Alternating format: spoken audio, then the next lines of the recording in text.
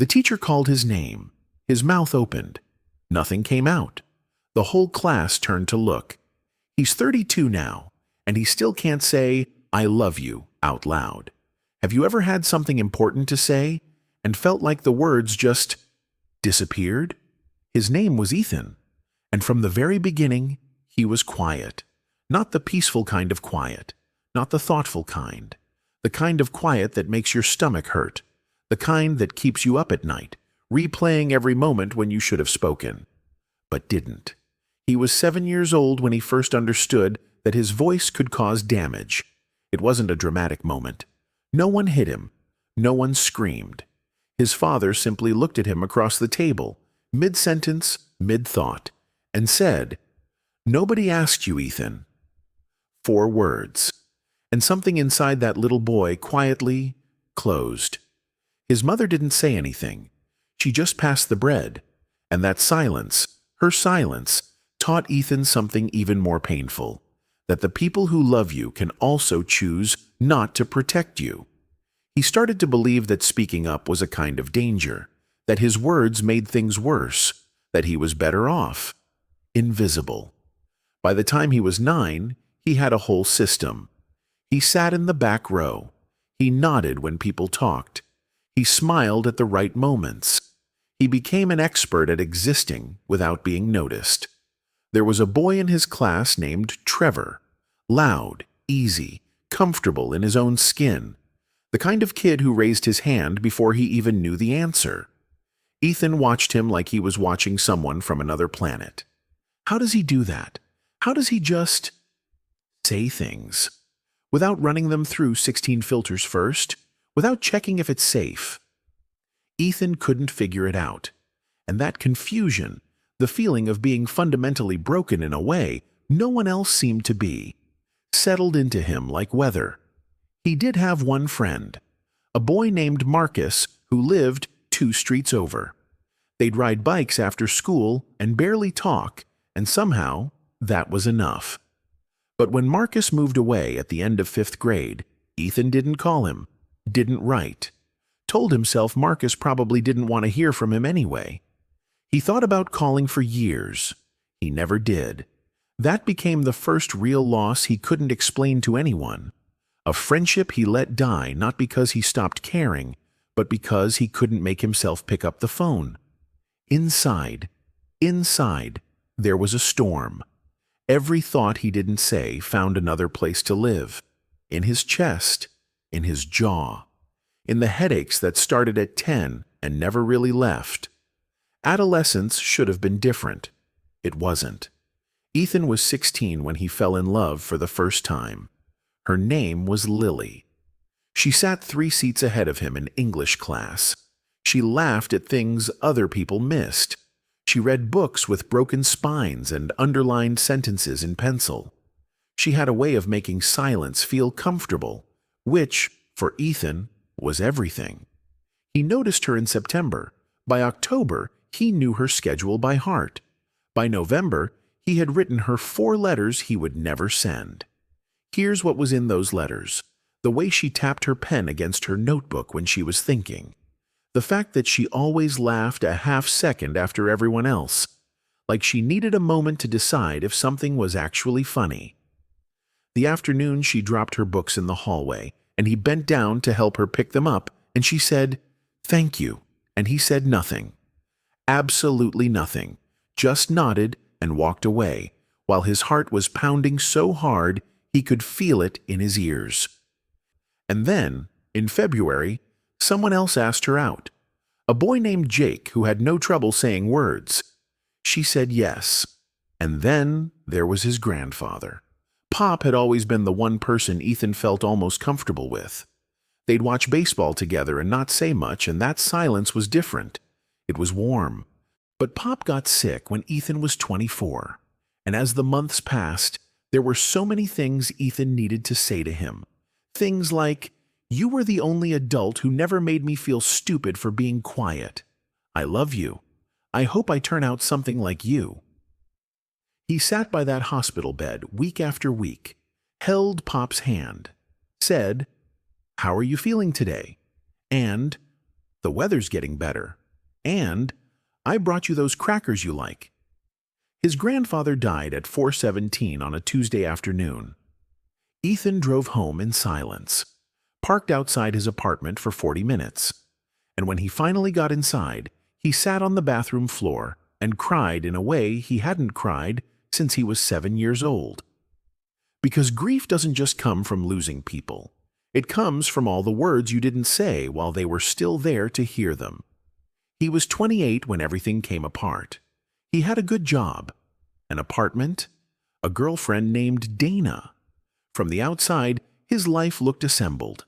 From the inside, it was a house of silence. Dana was warm, direct, the kind of person who said what she felt without needing to rehearse it. In the beginning, that drew him to her. Later, it made him feel like a different species. Their first year together was good. Not perfect, but good. He listened well. She talked easily. They found a rhythm. But somewhere in the second year, Dana started to notice the gaps. Not silences between conversations. Silences inside them. Moments where she'd say something real and wait for him to meet her there, and instead get a nod. A yeah, totally. A subject change so smooth she almost didn't catch it. She started asking questions. What are you actually feeling right now? Do you want to be with me? Is there something you're not saying? And every time, Ethan felt the words line up inside him. I'm scared. I'm overwhelmed. I love you, but I don't know how to show you. I feel like if I say the wrong thing, you'll leave. I feel like if I say nothing long enough, you'll leave anyway. I don't know how to do this. I never learned how. He said, I'm fine. I'm just tired. Every time. Dana tried for 18 months. She suggested couples therapy. He agreed and then found reasons to cancel. She cried in the bathroom once thinking he couldn't hear. He heard everything and sat on the other side of the wall saying nothing. One night, she asked him a question so simple it almost broke him. Do you even want to be here? He opened his mouth. He had 17 things to say. None of them came out.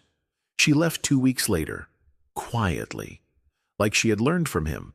She didn't slam the door. She didn't yell.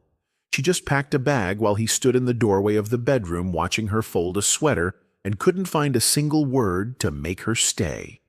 And Ethan sat alone in an apartment full of her things, her coffee mug, her books, her smell on the pillow, and understood for the first time that silence isn't just something that happens to you. It's something you do to the people you love. He called in sick to work the next 3 days. He didn't eat much. He didn't answer his phone. He just sat.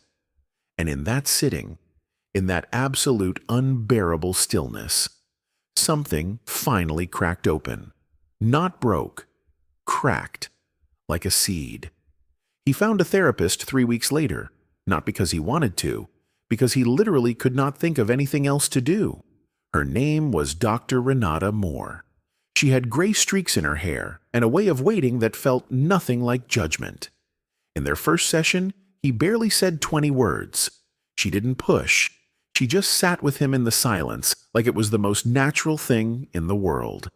And Ethan, who had spent 30 years terrified of silence, felt, for the first time, that maybe it was okay to take up space. The second session, he told her about the dinner table, about his father and the 4 words, about his mother passing the bread. He expected her to say something profound. She said, How old were you? He said, 7. She said, 7-year-olds shouldn't have to earn the right to speak. He didn't say anything for a long time after that, not because he had nothing to say, but because something in him was trying to absorb the radical idea that he hadn't done anything wrong. It wasn't fast. It wasn't cinematic. Healing like this never is. There was a conversation with his father, long overdue, terrifying, imperfect. In a Denny's parking lot at 9 in the morning, both of them not quite able to look at each other, both of them saying things they'd been swallowing for 20 years. His father didn't apologize the way Ethan had scripted it in his head. He said, "I didn't know how to do it different." And somehow, that was enough. Not healed, not fixed, but enough to keep going. Ethan is 32 now. He still has hard days. Days when his throat closes and the words stack up behind his teeth, and he goes home and says nothing and hates himself a little for it. But he's also had other days.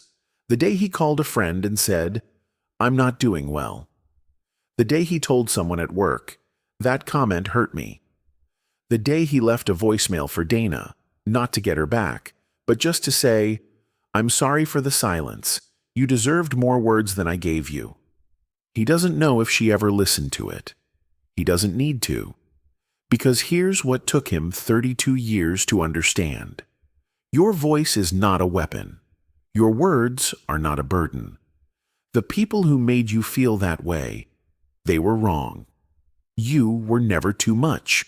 You were never in the way. You were just a child who needed someone to tell you, "Say it. Whatever it is, say it. I'm here. I'm listening. You matter enough to be heard." If no one ever said that to you, I'm saying it now. You matter enough to be heard.